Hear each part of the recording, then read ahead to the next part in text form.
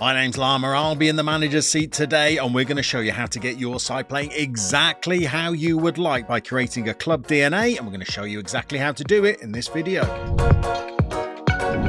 What exactly do we mean by a DNA in Football Manager? Well, perhaps that's where we should start. For me, a footballing DNA is a way where you can take the style of play that you're asking your team to try and replicate and feed that style of play into all of the key decisions you make as a manager, such as who you might sign, the development of youth players, the hiring of staff, and of course the players you select. So how do I create a club DNA when I'm playing my save? Well, the first thing, and possibly the most important thing, is to decide exactly how you would like your side to play. For example, are you going to be a pressing team, or a possession team, or a counter-attacking team, or one that favours wing play, for example? Imagine that we've decided that we're going to play a possession-based tiki-taka style of football. Well, we're going to want to make sure that every player at our club, from our youth, team, academy product, to the players that we bring in, to the players that we already have at our disposal that we're going to select, all fit that footballing philosophy. So if we head to the top of our squad view,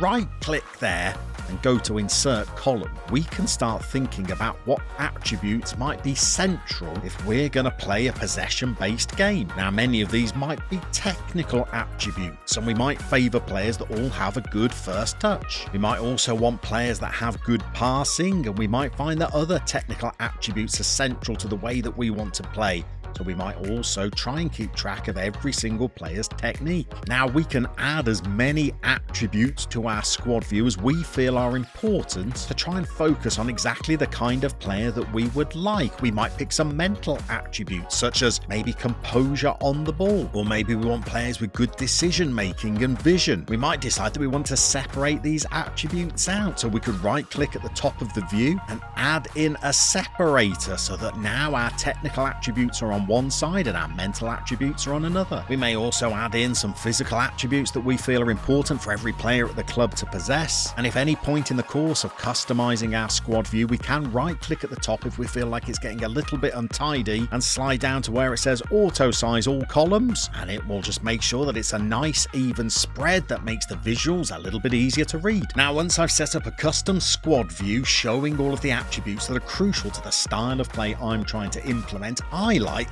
to create a total of all those attributes to see which are my best players at performing in this new system. For example, in my save, which I stream on Twitch Mondays, Wednesdays and Fridays at 1 PM in the UK, I am in a relegation dogfight. So I've tried to create a culture at the club based around trying to keep things tight, solid, being defensively compact, and favouring players who are quite quick and strong physically, but are also mentally good at decision making and positioning. So for my DNA, I've created something called the 8+2 rating. And to calculate this, I take 8 mental attributes, namely anticipation, bravery, concentration, decision making, determination, teamwork, work rates, and then either one of off the ball movement or positioning, depending on whether the player is an attacking player or a defensive one. Added to those 8 mental attributes, I also track 2 physical attributes, namely acceleration and strength. And what I've done for every member of my squad is to add together those 10 attributes to give them a total score out of 200. For example, Max Lacroix here has a total 8+2 score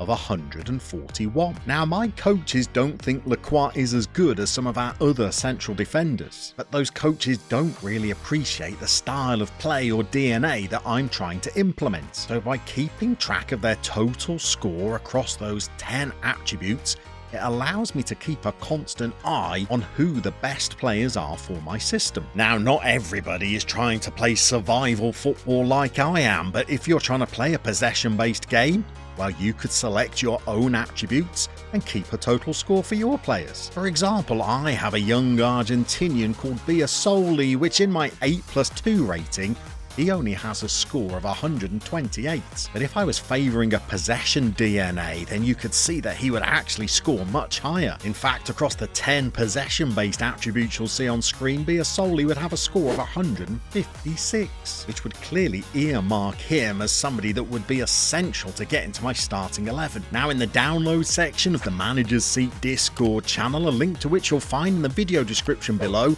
we will put squad views that you can look at for the 8+2 rating, or for the possession DNA, or for a pressing DNA that we've created as well. But of course, the real fun is probably in you creating your own squad views based on the attributes that are most important to you. Now, at this juncture, we're going to throw a little wild card in there, because for some styles of play, you might not value the same attributes for every position on the field. For example, if you're creating a tactic that utilizes a wing play approach, then you might not want the same attributes in your wide players as you want from players that are in central positions on the pitch. Well, if this is the case, you could always create a squad view that would demonstrate a hybrid DNA. For example, to the left of the players' positions on this squad view, we have 10 attributes that might be important to wide players, such as fullbacks and wingers in a wing play system. And to the right of their position, we have 10 attributes that might be suitable for the spine of our team, such as our centre-backs and our central midfielders. Now, I will be the first to admit that creating a club DNA, and certainly creating custom squad views, takes a little bit of thought and a little bit of time. And certainly if you're going to create averages or total scores for the attributes that are important to you, it's going to take even more time. So this really is an approach to Football Manager that is for the more in-depth player, but I have found it to be a central ingredient in trying to create a roster of players that fit the style of football I want to play. It's helped guide me when trying to make signings, as well as when choosing coaches to bring into the club. And with a little bit of luck, it might help you to create a team that plays the style of football you're trying to create and improve results on the field.